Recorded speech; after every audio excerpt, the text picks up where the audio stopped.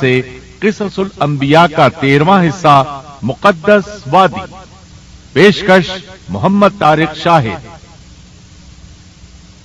قرآن کریم میں بیان شدہ واقعات اور قصص میں سب سے بڑا قصہ موسیٰ علیہ السلام کا ہے۔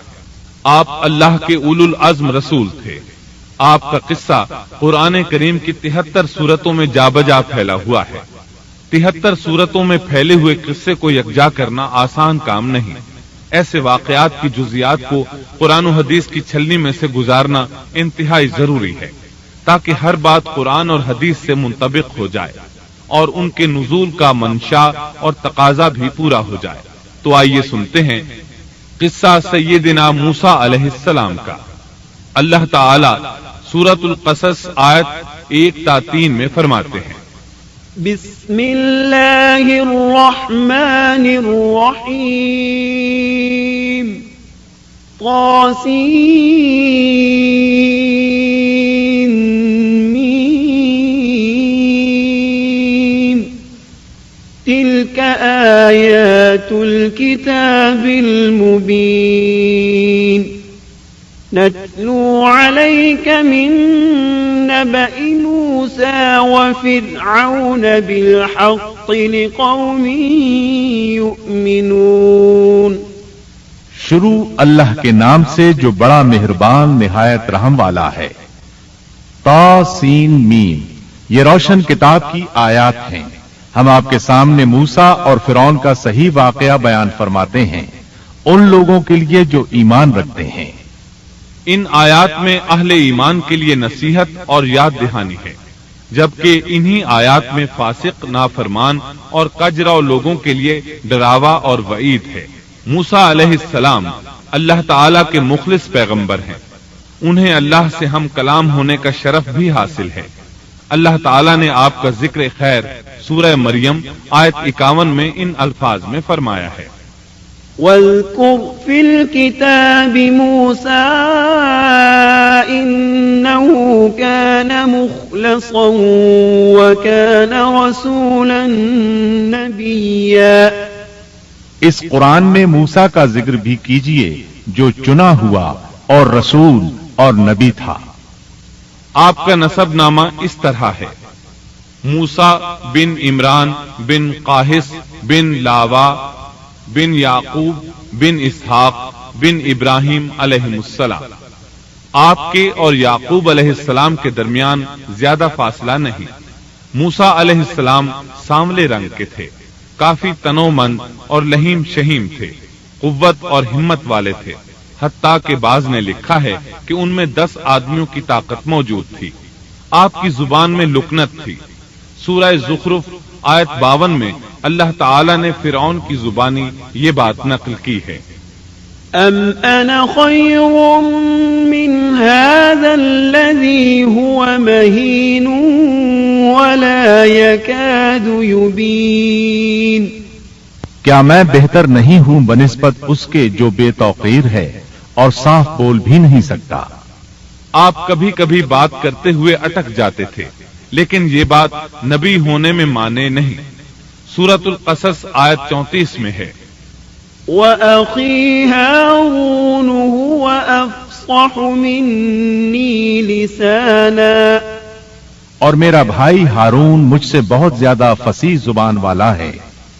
آپ کی گفتگو میں روانی نہیں تھی، یہی وجہ ہے کہ آپ نے ہارون علیہ السلام کے ذریعے اللہ تعالی سے مدد مانگی۔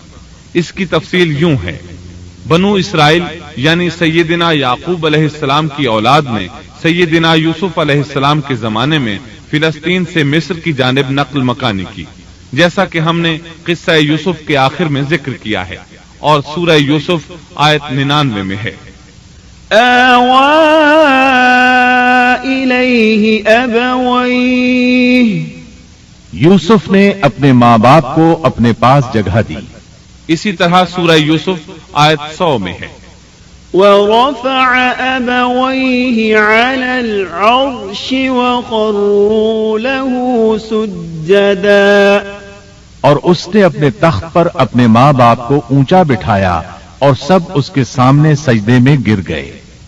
سیدنا یعقوب علیہ السلام، ان کی بیوی اور ان کے صاحبزادے سب کے سب ہجرت کر کے یوسف علیہ السلام کے پاس مصر پہنچ گئے۔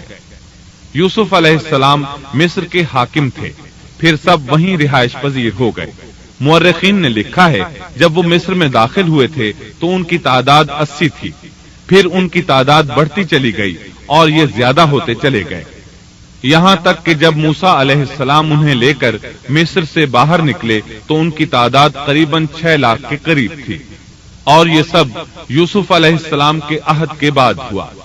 یوسف علیہ السلام کے زمانے میں مصر کا بادشاہ فرعون تھا۔ فرعون ایک لقب ہے جیسے قیصر، کسرا اور نجاشی لقب ہیں۔ ملک حبشہ کے ہر بادشاہ کو نجاشی کہتے ہیں۔ ملک روم اور قسطنطنیہ کے ہر فرمان روا کو قیصر کہتے ہیں۔ ملک فارس کے ہر بادشاہ کو کسرا کہا جاتا تھا۔ اسی طرح جو بھی ملک مصر کا بادشاہ بنتا تھا فرعون کہلاتا تھا، اور یہ سب اس زمانے کی باتیں ہیں۔ یوسف علیہ السلام کے زمانے میں اس فرعون کا نام ایان بن وعید تھا۔ اس کے عہد میں یوسف علیہ السلام صاحب اختیار ہو گئے۔ یہ آپ کا بہت احترام کرتا تھا، اچھی طرح جانتا تھا کہ یوسف علیہ السلام اس کے دین پر نہیں ہیں، اس کے باوجود وہ آپ پر اعتبار کرتا تھا۔ آپ ہی اس کی سلطنت کے اہم امور انجام دیتے تھے۔ یوسف علیہ السلام نے اپنی خداداد حکمت عملی سے ملک کو قحط سالی سے بچایا، بھوک اور افلاس سے نجات دلائی۔ اس لحاظ سے یوسف علیہ السلام کے دور میں بنی اسرائیل نے شاہانہ زندگی بسر کی۔ ملک مصر میں انہیں اعلی مقام حاصل تھا۔ ایان کی وفات کے بعد قابوس بن مصعب بادشاہ بنا۔ یہ نہایت ظالم، جابر اور مشرک تھا۔ اس نے بنی اسرائیل پر مصیبتوں کے پہاڑ توڑے، لیکن ایسا یوسف علیہ السلام کی وفات کے بعد ہوا۔ پھر قابوس کی وفات کے بعد ایک اور فرعون مصر پر حکمران ہوا۔ یہ ولید بن مصعب تھا، یعنی قابوس کا بھائی تھا۔ اس ولید بن مصعب کی بیوی آسیہ بنت مزاحم تھی۔ ان کے متعلق نبی کریم صلی اللہ علیہ وسلم کا ارشاد گرامی ہے، كمل من الرجال كثير ولم يكمل من النساء غير مريم بنت عمران وآسية امرأة فرعون وإن فضل عائشة على النساء كفضل السريد على سائر الطعام۔ مردوں میں تو بہت سے کامل ہوئے، لیکن عورتوں میں مریم بنت عمران اور فرعون کی بیوی آسیہ کے سوا اور کوئی کامل نہیں ہوا، اور بلا شبہ عائشہ رضی اللہ عنہا کی فضیلت تمام عورتوں پر ایسی ہے جیسے تمام کھانوں پر سرید کی فضیلت ہے۔ آسیہ ایک نیک، پاک باز اور مومنہ خاتون تھی۔ فرعون نے انہیں زبردستی غصب کر کے لانے کا ارادہ کیا، یعنی ان کے باپ سے چھین کر زبردستی اپنے پاس رکھنے کا ارادہ کیا۔ اس پر ان کے باپ نے کہا وہ ابھی کم عمر ہے۔ فرعون بولا نہیں، وہ کم عمر نہیں ہے، تو اس کا نکاح حق مہر کے عوض میرے ساتھ کر دے۔ اب آسیہ کا باپ ان کے پاس آیا اور فرعون کے ارادے سے انہیں باخبر کیا۔ انہوں نے کہا میں ایک کافر سے کس طرح شادی کر سکتی ہوں؟ اس پر فرعون نے پورے خاندان کو ہلاک کرنے کی دھمکی دی۔ آخرکار سیدہ آسیہ نے اپنے خاندان کو بچانے کے لیے اس سے نکاح کر لیا، لیکن اس سے حق مہر لینا پسند نہ کیا۔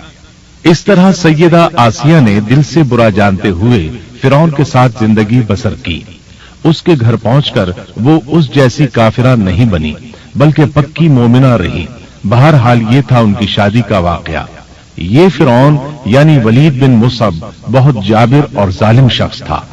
ظلم و جبر کی ان آخری حدوں کو پہنچ گیا تھا جن تک شاید انسانوں میں سے کوئی بھی نہ پہنچا ہوگا، یہاں تک کہ اس نے رب ہونے کا دعویٰ کر دیا۔ وہ اللہ تعالیٰ کا انکار کرتے ہوئے کہا کرتا تھا، وقال فرعون يا أيها الملأ ما علمت لكم من إله غيري۔ فرعون کہنے لگا اے درباریو، میں تو اپنے سوا کسی کو تمہارا معبود نہیں جانتا۔ اور وہ یہ بھی کہتا تھا فقال انا ربكم الاعلى، کہنے لگا تم سب کا رب میں ہی ہوں۔ اس نے الوہیت اور ربوبیت دونوں میں اللہ تعالی سے جھگڑا کیا۔ اللہ تعالی سورۃ القصص آیت 4 میں فرماتے ہیں ان فرعون علا فی الارض وجعل اہلها شیعا يستضعف طائفة منهم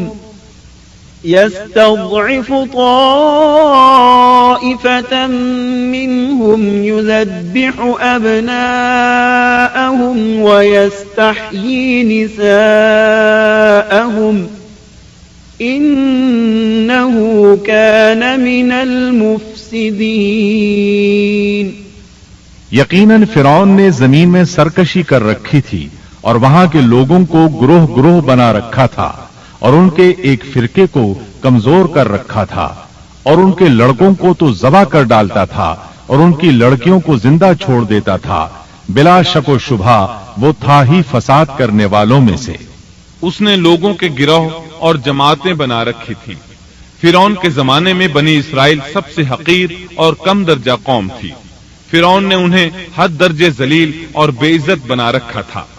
سبھی کو معاشرے میں نچلے طبقے میں شمار کیا جاتا تھا، جبکہ مصر میں یہی لوگ شاہانہ زندگی گزارا کرتے تھے۔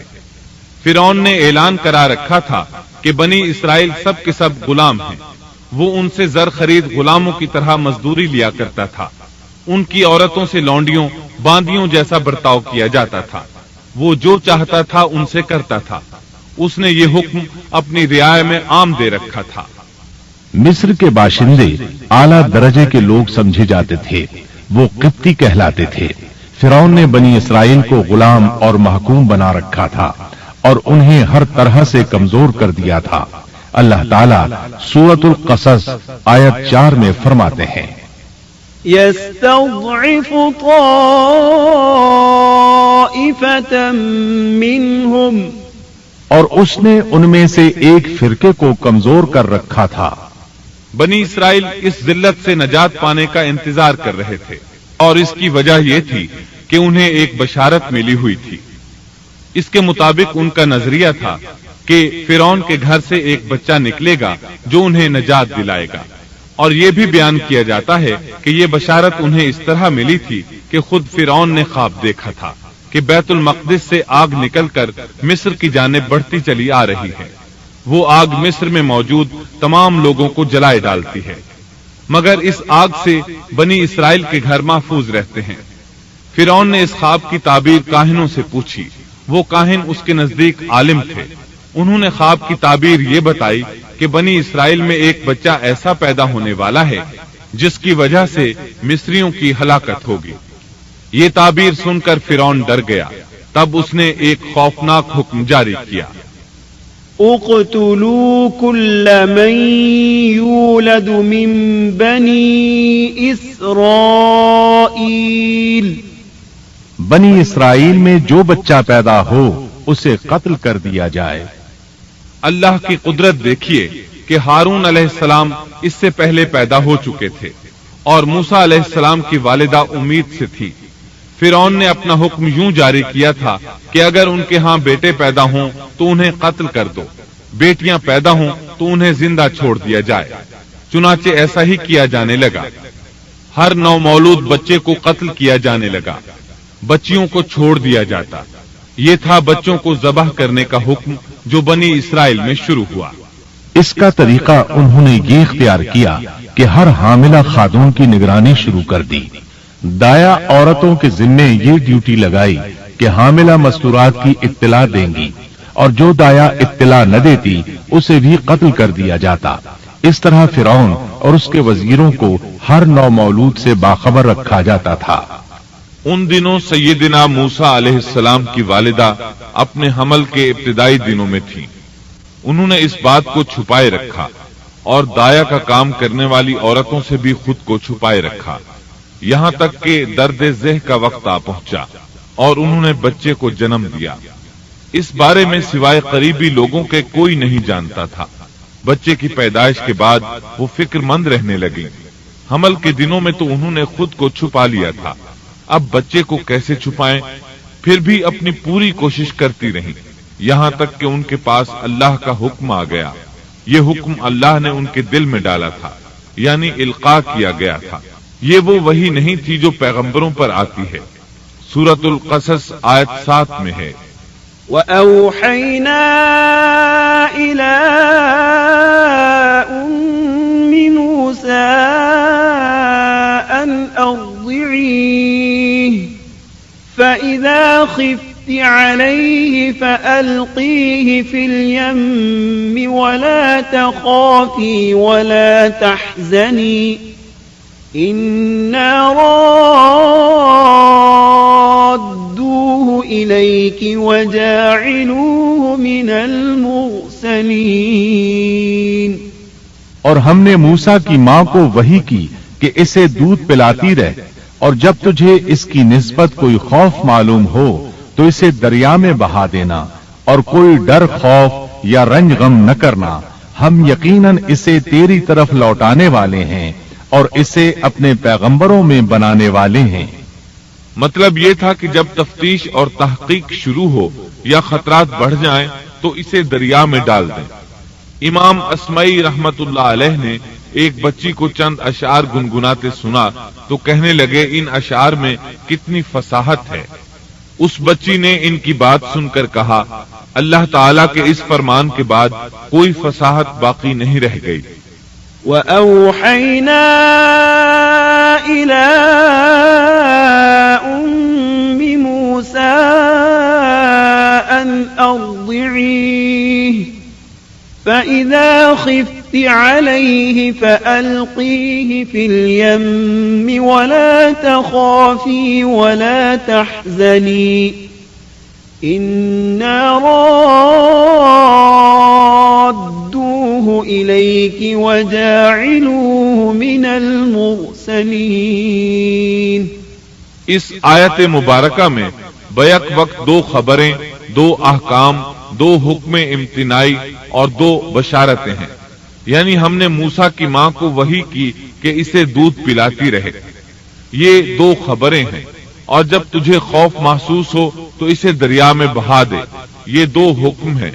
کوئی خوف نہ کھا اور کوئی غم نہ کر، یہ دو امتناعی حکم ہیں۔ ہم یقیناً اسے تیری طرف لوٹانے والے ہیں اور اسے اپنے پیغمبروں میں سے ایک پیغمبر بنانے والے ہیں، یہ دو بشارتیں ہیں۔ اور پھر واقعی تلاش شروع ہو گئی، بنی اسرائیل پر سختی کی گئی۔ موسیٰ علیہ السلام کی ماں نے اللہ کے حکم کے مطابق بچے کو صندوق میں رکھا اور دریا میں چھوڑ دیا۔ ساتھ ہی موسیٰ علیہ السلام کی بہن سے کہا، تو بھی اس کے پیچھے پیچھے چلتی جا۔ چنانچہ وہ دریائے نیل کی موجوں میں چلے اور ان کی بہن کنارے کنارے چلی، اپنے بھائی کی نگرانی کرتی جا رہی ہے کہ دریا میں ڈالنے کے بعد کیا بنتا ہے۔ اللہ تعالیٰ سورۃ القصص آیت 11 میں فرماتے ہیں، وَقَالَتْ لِأُخْتِهِ قُصِّيهِ فَبَصُرَتْ بِهِ عَن جُنُبٍ وَهُمْ لَا يَشْعُرُونَ۔ موسیٰ کی والدہ نے ان کی بہن سے کہا، تو اس کے پیچھے پیچھے جا، تو وہ اسے دور ہی دور سے دیکھتی رہی اور فرعونیوں کو اس کا علم بھی نہ ہوا۔ صندوق بہتا ہوا فرعون کے محلات کے قریب آن ٹھہرا۔ محلات دریائے نیل کے کنارے تھے۔ اللہ تعالی سورۃ القصص میں فرماتے ہیں، آخر فرعون کے آدمیوں نے صندوق اٹھا لیا، آخرکار یہی بچہ ان کا دشمن ہوا اور ان کے رنج کا باعث بنا۔ اب وہ اس کی بھلائی چاہ رہے ہیں، لیکن وہی فرعونیوں کے لیے وبال جان بننے والا تھا۔ اللہ سورۃ القصص آیت 8 میں فرماتے ہیں، إن فرعون وهامان وجنودهما كانوا خاطئين۔ کچھ شک نہیں کہ فرعون اور حامان اور ان کے لشکر تھے ہی خطا کار۔ فرعون کی بیوی نے فوراً پہچان لیا کہ یہ بچہ بنی اسرائیل میں سے ہے، چنانچہ اس نے کہا، وقالت امرأة فرعون قرة عين لي ولك لا تقتلوه عسى أن ينفعنا أو نتخذه ولدا وهم لا يشعرون۔ اور فرعون کی بیوی نے کہا یہ تو میری اور تیری آنکھوں کی ٹھنڈک ہے، اسے قتل نہ کرو، بہت ممکن ہے یہ ہمیں کوئی فائدہ پہنچائے یا ہم اسے اپنا بیٹا ہی بنا لیں، اور یہ لوگ شعور ہی نہیں رکھتے تھے۔ مطلب یہ کہ اس پورے معاملے میں اللہ تعالی کی تدبیر سے انہیں آگاہی نہیں تھی۔ اس پر فرعون نے کہا یہ صرف تیری آنکھوں کی ٹھنڈک ہے، میری نہیں۔ میں نہیں چاہتا بنی اسرائیل کا کوئی بچہ میری نگرانی میں پلے، لہذا یہ صرف تیری ہی آنکھوں کی ٹھنڈک ہے۔ ابن عباس رضی اللہ عنہما فرماتے ہیں اگر فرعون یہ بات کہہ دیتا کہ یہ میری بھی آنکھوں کی ٹھنڈک ہے تو اللہ تعالیٰ اسے ہدایت دے دیتا، لیکن اس نے یوں کہا یہ صرف تیری آنکھوں کی ٹھنڈک ہے، میری نہیں۔ اور پھر ہوا بھی یہی، موسیٰ علیہ السلام آسیہ کی آنکھوں کی ٹھنڈک بن گئے، فرعون کی آنکھوں کی ٹھنڈک نہ بنے۔ اللہ تعالیٰ سورۃ القصص آیت 10 میں فرماتے ہیں وَأَصْبَحَ فُؤَادُ أُمِّ مُوسَى فَارِغًا، اور موسیٰ کی والدہ کا دل بے قرار ہو گیا، یعنی اس کا دل موسیٰ علیہ السلام کی یاد کے علاوہ دنیا کی ہر چیز سے خالی ہو گیا۔ ماں کی محبت اور ماں کے دل کا حال ذرا دیکھیے، مصیبت میں اس پر کیا گزرتی ہے، وہ مہربانی جو ماں کے دل میں ہوتی ہے، وہ محبت جو صرف اسی دل کا خاصہ ہے، ہم مردوں کی جماعت اس کیفیت کو نہیں جانتی جو مصیبت کے وقت ماں کے دل پر گزرتی ہے۔ چنانچہ اللہ تعالیٰ فرما رہے ہیں اور موسیٰ کی والدہ کا دل بے قرار ہو گیا، یعنی موسیٰ علیہ السلام کی محبت کے سوا اس دل میں اور کچھ نہ رہا۔ ہر وہ چیز جو اسے دنیا میں پیاری تھی موسیٰ کی محبت پر غالب نہ آ سکی، بس دل میں موسیٰ ہی موسیٰ تھے۔ اللہ تعالیٰ سورۃ القصص آیت 10 میں فرماتے ہیں إن كادت لتبدي به لولا أن ربطنا على قلبها لتكون من المؤمنين۔ قریب تھی کہ اس واقعے کو بالکل ظاہر کر دیتی اگر ہم ان کے دل کو ڈھارس نہ دے دیتے، یہ اس لیے کہ وہ یقین کرنے والوں میں رہے۔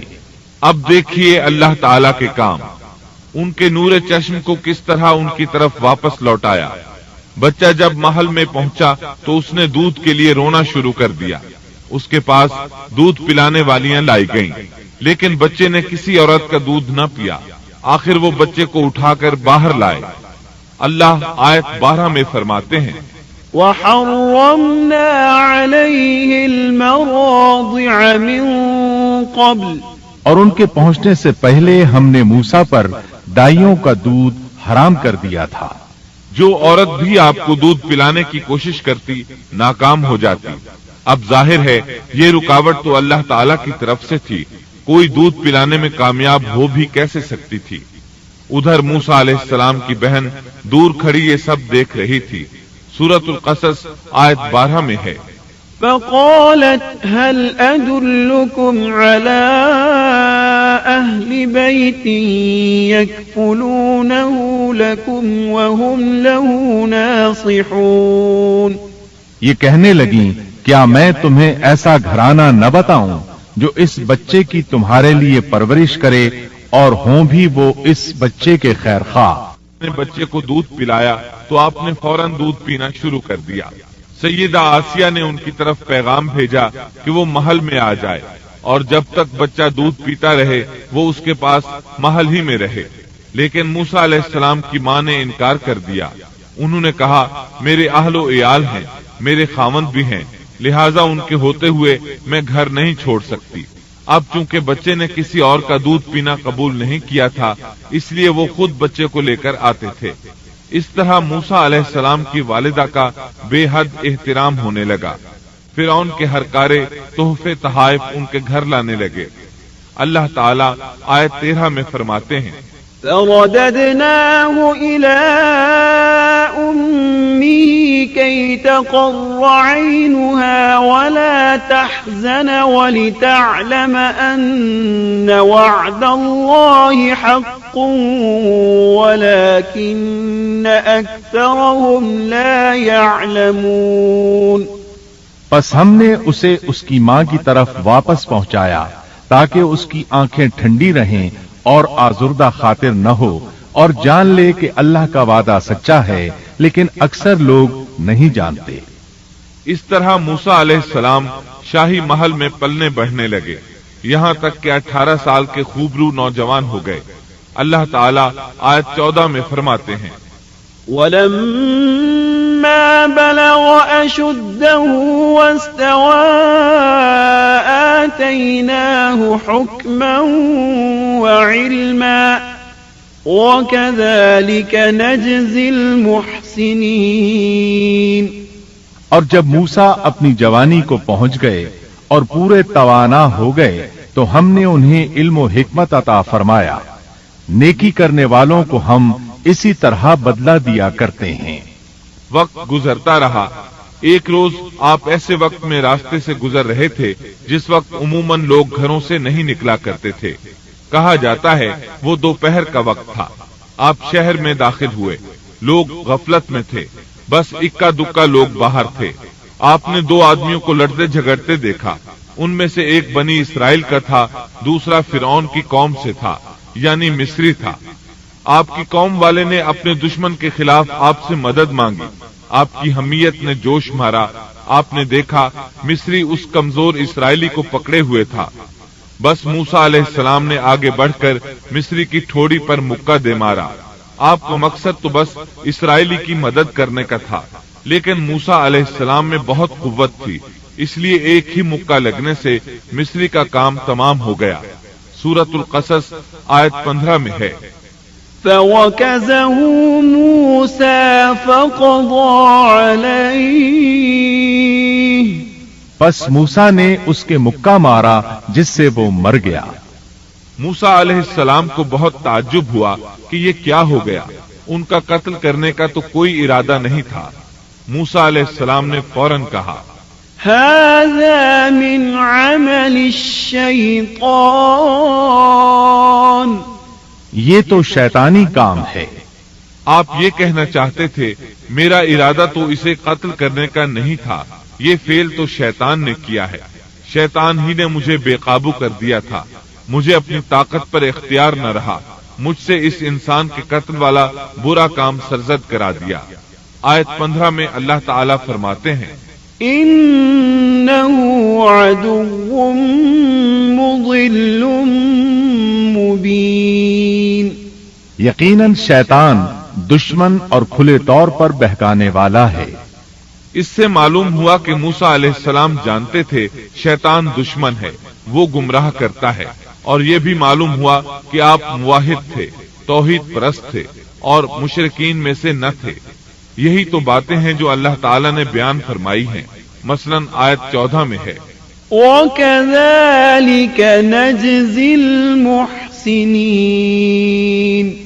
اور نیکی کرنے والوں کو ہم اسی طرح بدلہ دیا کرتے ہیں۔ آپ ایمان پر تھے، کفر پر نہیں تھے۔ آپ نے اللہ تعالیٰ سے اس بلا ارادہ ہو جانے والے گناہ کی معافی مانگی، اللہ تعالیٰ کے حضور توبہ کی، جیسا کہ آیت 16 میں آتا ہے، قال رب إني ظلمت نفسي فاغفر لي فغفر له إنه هو الغفور الرحيم۔ پھر کہنے لگا کہ اے پروردگار، میں نے خود اپنے اوپر ظلم کیا، تو مجھے معاف فرما دے۔ اللہ نے اسے بخش دیا، وہ بخشنے والا اور بہت مہربانی کرنے والا ہے۔ یہ گناہ بلا ارادہ ہوا تھا، خطا تھی۔ پھر آپ نے ان الفاظ میں اللہ سے وعدہ کیا، قال رب بما أنعمت علي فلن أكون ظهيرا للمجرمين۔ کہنے لگا اے میرے رب، جیسے تو نے مجھ پر یہ کرم کیا، میں بھی اب ہرگز کسی گناہگار کا مددگار نہیں بنوں گا۔ آپ کا مطلب یہ تھا کہ باری تعالی آپ نے مجھے معافی دے کر مجھ پر کرم کیا، گویا آپ کو سمجھ آ گئی تھی کہ اللہ تعالی نے ان کی توبہ قبول کر لی ہے، ان پر رحم فرما دیا ہے۔ چنانچہ اب وعدہ کر رہے ہیں کہ کسی گناہگار کی کبھی مدد نہیں کریں گے بلکہ ان کے خلاف رہیں گے۔ تاہم انہیں اس بات کا خدشہ لاحق ہو گیا تھا کہ کہیں انہیں اس مصری کے قتل کے بدلے میں قتل نہ کر دیا جائے، جیسا کہ آیت 18 میں آتا ہے۔ فأصبح في المدينة خائفا يترقب فإذا الذي استنصره بالأمس يستصرخه قال له موسى إنك لغوي مبين۔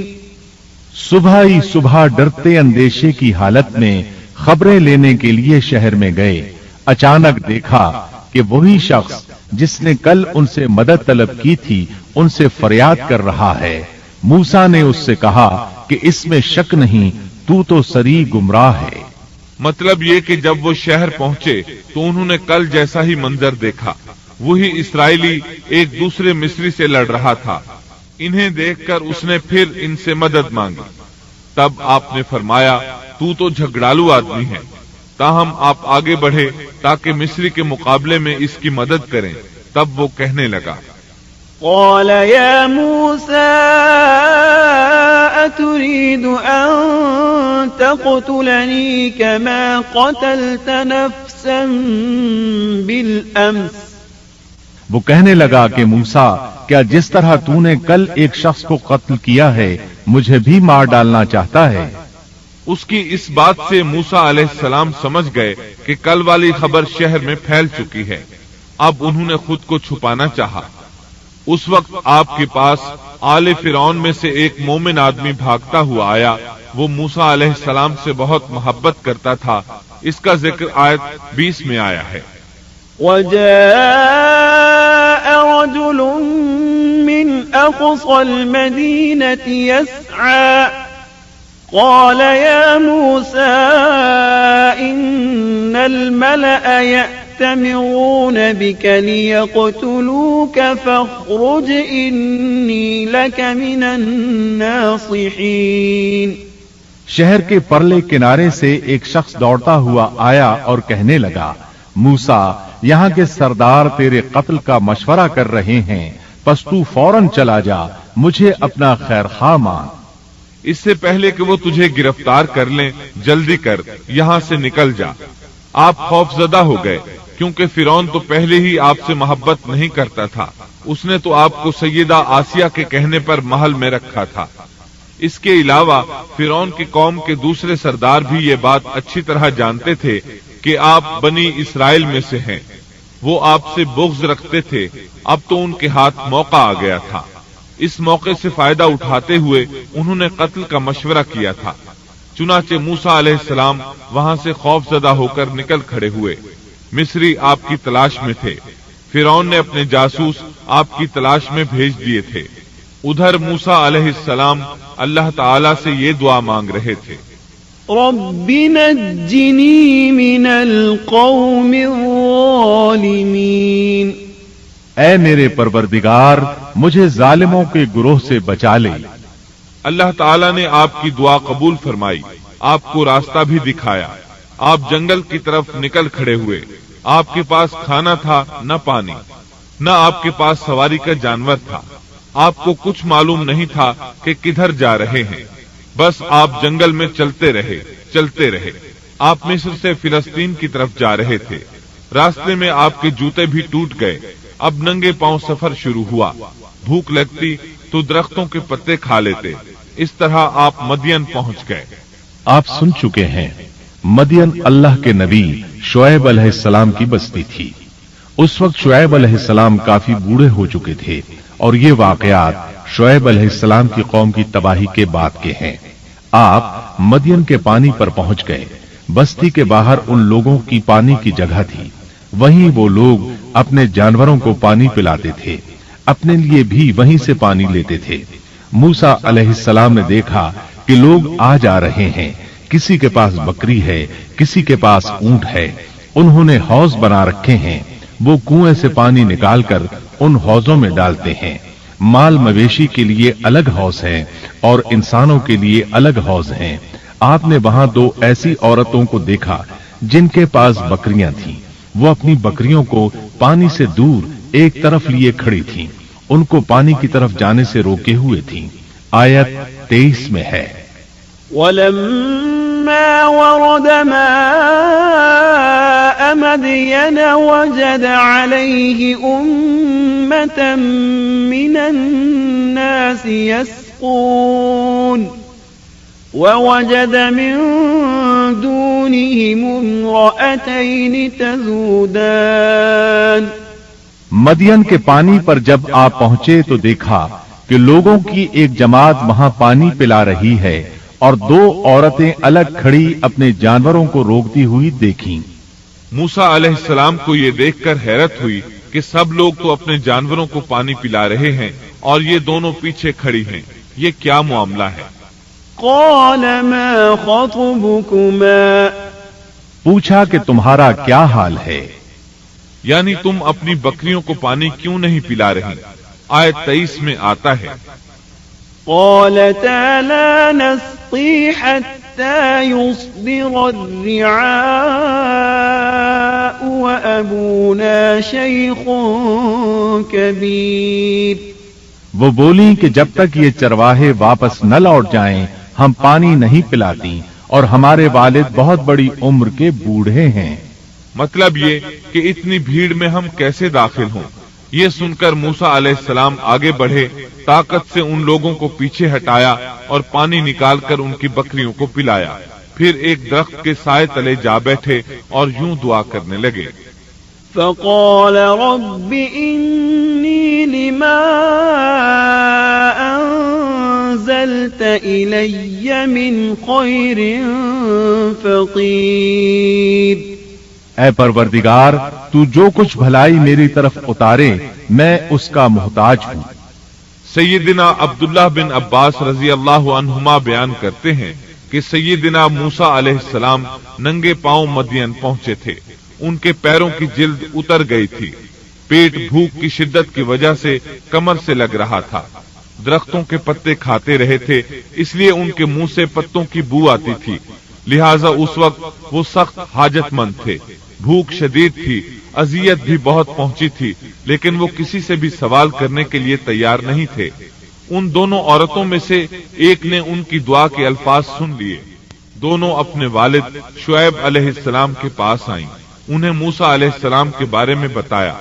ये भी बताया कि वो शख्स मुहताज है, लेकिन बहुत खुददार है, जैसा कि आयत 25 में है, فجاءته إحداهما تمشي على استحياء قالت إن أبي يدعوك ليجزيك أجر ما سقيت لنا۔ इतने में उन दोनों औरतों में से एक उनकी तरफ शर्मो हया से चलती हुई आई और कहने लगी, मेरे बाप आपको बुला रहे हैं। आपने हमारे जानवरों को जो पानी पिलाया है उसकी उजरत देना चाहते हैं। मूसा अलैहिस्सलाम खुददार होने के बावजूद उस वक्त शदीद हाजतमंद थे, चुनाचे मौके की मुनासिबत से साथ चल पड़े। वो औरत मारे हया के छुप रही थी। ये बात महसूस करके मूसा अलैहिस्सलाम उससे आगे चलने लगे। कोई मोड़ ना होता तो लड़की उस सम्त में कंकर फेंक देती। मूसा अलैहिस्सलाम उस सम्त में मुड़ जाते। इस तरह वो घर तक पहुंचे। मूसा अलैहिस्सलाम की मुलाकात शुएब अलैहिस्सलाम से हुई। उन्होंने अपने बारे में बताया। जो वाकयात उनके साथ पेश आए थे वो बताए। शुएब अलैहिस्सलाम ने उनसे फरमाया, قال لا تخف نجوت من القوم الظالمين۔ कहने लगे, अब न डर, तूने जालिम कौम से नजात पाली। उस वक्त दोनों लड़कियों में से एक ने कहा, قالت إحداهما يا أبت استأجره إن خير من استأجرت القوي الأمين۔ ان دونوں میں سے ایک نے کہا کہ ابا جان آپ انہیں مزدوری پر رکھ لیجئے کیونکہ جنہیں آپ اجرت پر رکھیں ان میں سے سب سے بہتر وہ ہے جو مضبوط اور ایماندار ہو۔ پھر شعیب علیہ السلام نے ان سے اپنی ایک بیٹی کا نکاح کرنا چاہا، جبکہ موسیٰ علیہ السلام کے پاس تو کوئی چیز نہیں تھی، لہذا سوال یہ پیدا ہوا کہ حق مہر کیا طے کیا جائے۔ قال إني أريد أن أنكحك إحدى ابنتي هاتين على أن تأجرني 8 حجج۔ اس نے کہا میں اپنی ان دونوں لڑکیوں میں سے ایک کو آپ کے نکاح میں دینا چاہتا ہوں، اس پر کہ آپ 8 سال تک میرا کام کاج کریں۔ ساتھ ہی فرمایا فَإِنْ أَتْمَمْتَ 10 فَمِنْ عِنْدِكَ۔ ہاں اگر آپ 10 سال پورے کریں تو یہ آپ کی طرف سے بطور احسان کے ہے، یعنی 8 سال تک آپ ضرور بکریاں چرائیں گے، اس کے بعد کے 2 سال کا آپ کو اختیار ہے، اگر آپ خوشی سے 2 سال تک اور بھی میرا کام کریں تو اچھا ہے، ورنہ آپ پر لازم نہیں ہے، جیسا کہ آیت 27 میں ہے۔ وَمَا أُرِيدُ أَنْ أَشُقَّ عَلَيْكَ سَتَجِدُنِي إِنْ شَاءَ اللَّهُ مِنَ الصَّالِحِينَ۔ میں ہرگز یہ نہیں چاہتا کہ آپ کو کسی مشقت میں ڈالوں، اللہ کو منظور ہے تو آگے چل کر آپ مجھے بھلا آدمی پائیں گے۔ شعیب علیہ السلام کی بات کا موسیٰ علیہ السلام نے جو جواب دیا وہ آیت 28 میں ہے۔ قال ذلك بيني وبينك أيما الأجلين قضيت فلا عدوان علي والله على ما نقول وكيل۔ موسیٰ نے کہا خیر تو یہ بات میرے اور آپ کے درمیان پختہ ہو گئی، میں ان دونوں مدتوں میں سے جسے پورا کروں مجھ پر کوئی زیادتی نہ ہو، ہم یہ جو کچھ کہہ رہے ہیں اس پر اللہ کارساز ہے۔ مطلب یہ کہ سیدنا موسیٰ علیہ السلام کہہ رہے ہیں کہ اب یہ اختیار میرا ہے کہ میں 8 سال پورے کروں یا 10 سال، مجھ پر کوئی زیادتی نہیں ہوگی۔ ابن عباس رضی اللہ عنہما سے پوچھا گیا موسیٰ علیہ السلام نے کون سی مدت پوری کی تھی؟ آپ نے فرمایا انہوں نے 10 سال پورے کیے تھے۔ موسیٰ علیہ السلام نے ادھر 10 سال پورے کیے، یعنی اپنا عہد پورا کیا۔ اب انہیں خیال آیا کہ کافی وقت گزر چکا ہے اور حالات بھی بدل چکے ہیں، لہٰذا اب میں واپس مصر جا سکتا ہوں، اپنی والدہ، اپنے بھائی اور بہن سے ملنا چاہیے۔ فَلَمَّا قَضَى مُوسَى الْأَجَلَ وَسَارَ بِأَهْلِهِ۔ جب موسیٰ نے مدت پوری کر لی اور اپنے گھر والوں کو لے کر چلے، مطلب یہ کہ 10 سال پورے کر لیے، اب اپنی بیوی کو لے کر مصر کی طرف روانہ ہوئے، لیکن آپ مصر کا راستہ تو جانتے ہی نہ تھے، کسی سے پوچھنا چاہتے تھے، رات سرد تھی، سردی پورے زوروں پر تھی، ان کے پاس آگ جلانے کے لیے کچھ نہ تھا، انہیں آگ کی تلاش تھی۔ اللہ تعالیٰ سورہ طٰہٰ آیت 9 تا 10 میں فرماتے ہیں وَهَلْ أَتَاكَ حَدِيثُ مُوسَى إِذْ رَأَى نَارًا۔ تجھے موسیٰ کا قصہ بھی معلوم ہے جبکہ اس نے آگ دیکھی۔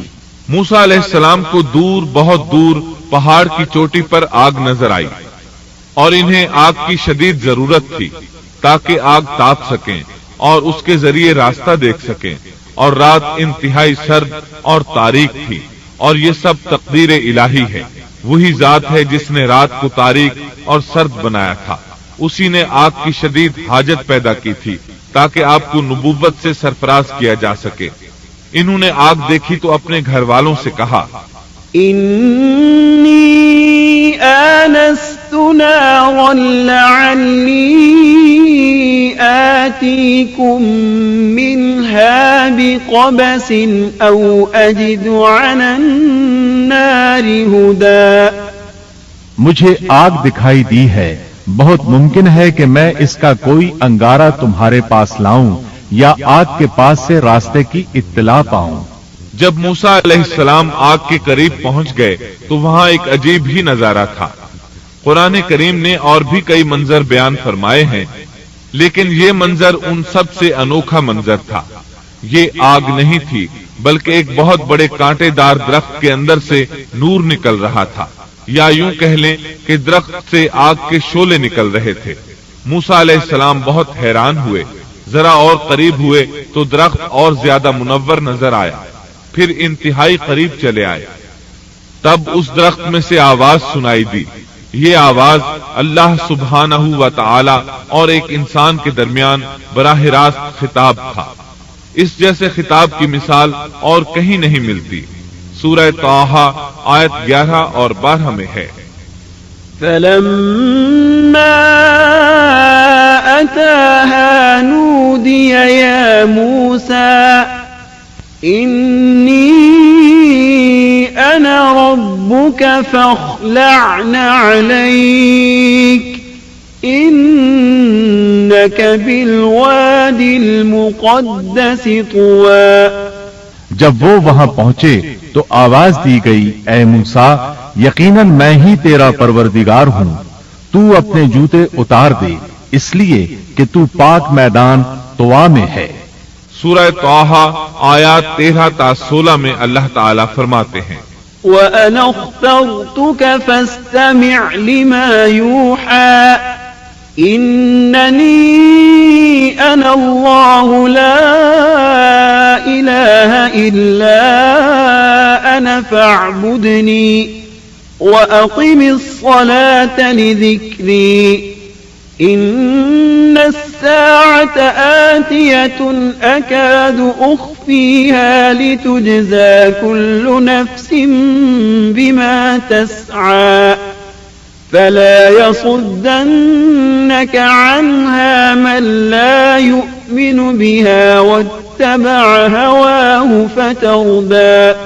اور میں نے تجھے منتخب کر لیا ہے، اب جو وحی کی جائے اسے کان لگا کر سن، بے شک میں ہی اللہ ہوں، میرے سوا کوئی عبادت کے لائق نہیں، بس تو میری ہی عبادت کر اور میری یاد کے لیے نماز قائم رکھ۔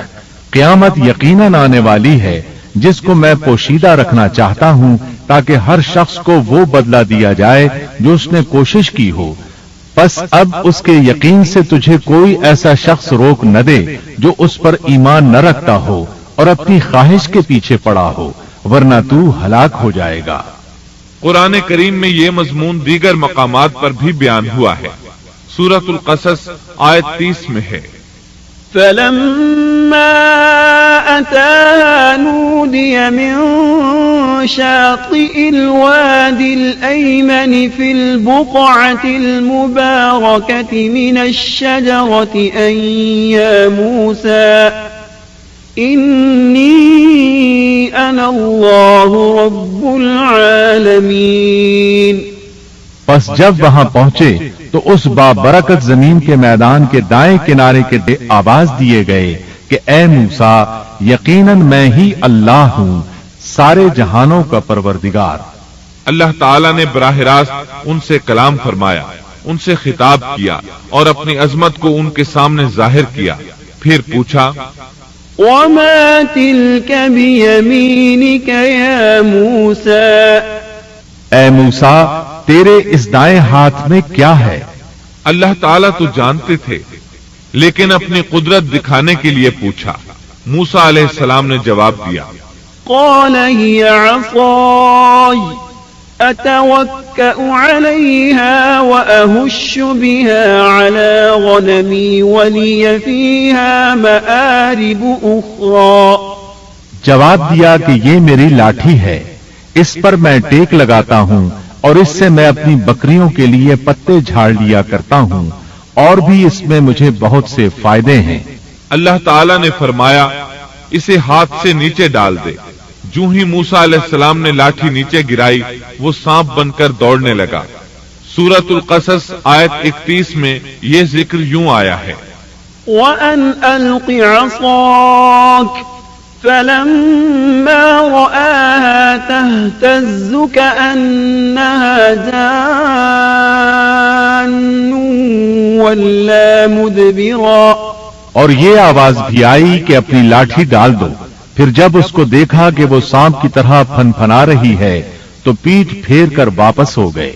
یعنی اس طرح بھاگے کہ پیٹھ پھیر کر نہ دیکھا. ایسے میں اللہ تعالیٰ نے آواز دی، يا موسى أقبل ولا تخف إنك من الآمنين. اے موسیٰ آگے آ، ڈر مت، یقیناً تو ہر طرح امن والا ہے. اسی طرح سورہ طٰہٰ آیت 21 میں فرمایا، قال خذها ولا تخف سنعيدها سيرتها الأولى. فرمایا بے خوف ہو کر اسے پکڑ لے، ہم اسے اسی پہلی سی صورت میں دوبارہ لا دیں گے. یعنی اسے دوبارہ لاٹھی بنا دیں گے. موسیٰ علیہ السلام واپس